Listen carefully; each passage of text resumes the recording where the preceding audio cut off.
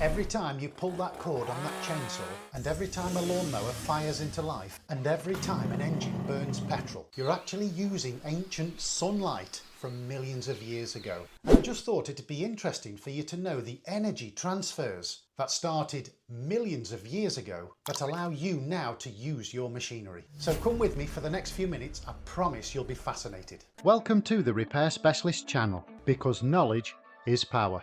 So let's get to it. Think about a car. Petrol, for example, contains chemical energy. When the engine burns the fuel, that chemical energy becomes heat energy. And when the engine produces this heat, that heat expands gases inside the cylinder of the engine. Those gases, when expanded, push the piston downwards. And when it does so, the piston turns the crankshaft and allows the piston to come back up.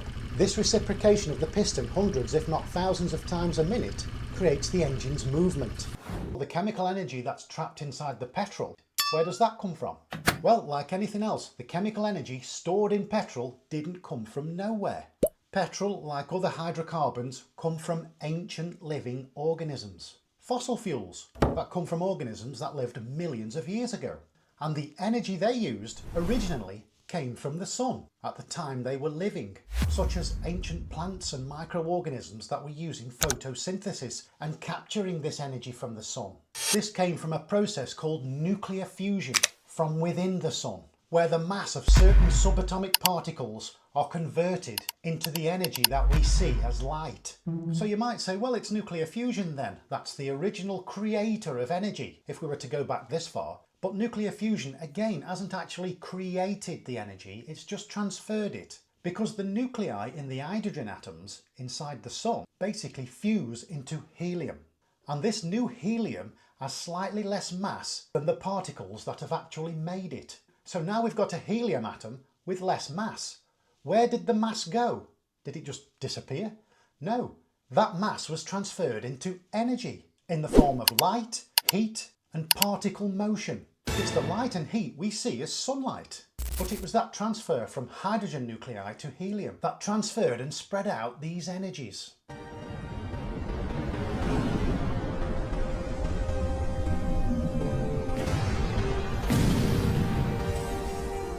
So when petrol burns in an engine, creates that combustion, that fire within there, although we can't physically look in there and see it ourselves, we know that's happening. This is basically releasing ancient sunlight that was captured millions of years ago. So fascinatingly, that sunlight was trapped inside chemical bonds millions of years ago.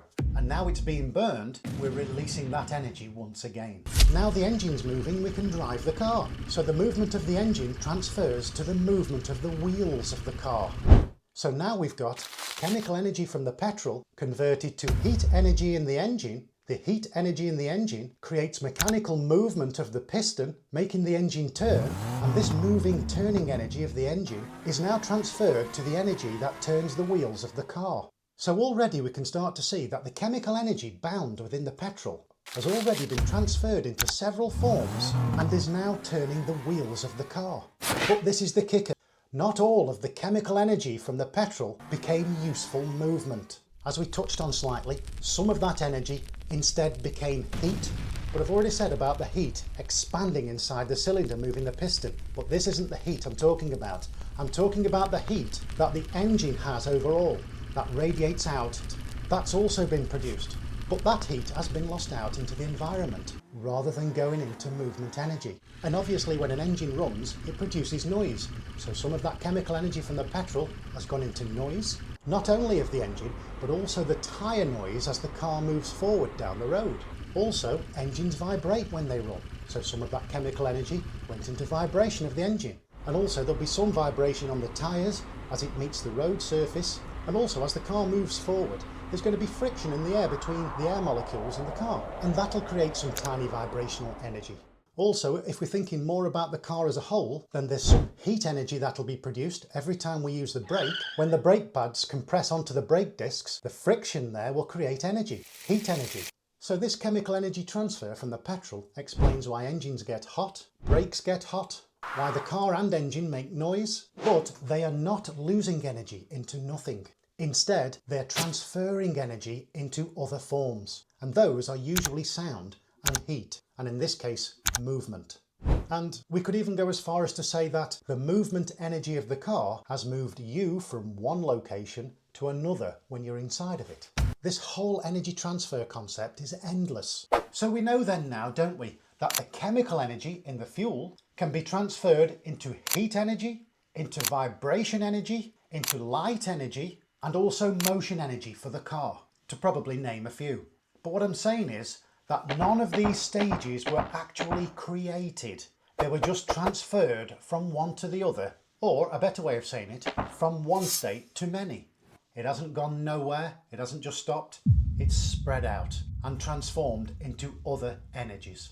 So still today, we're essentially transforming prehistoric sunlight into other energies into our environment. Not so much anymore, of course, because we're moving away from all that, because we have a better way now of capturing the direct sunlight using solar panels.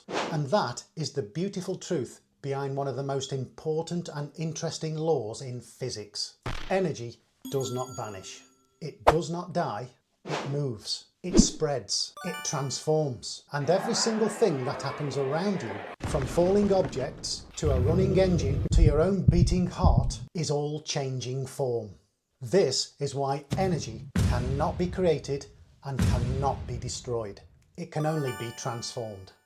Thank you so much for watching this video. If you want some more interesting videos, I've got some coming soon. Don't miss.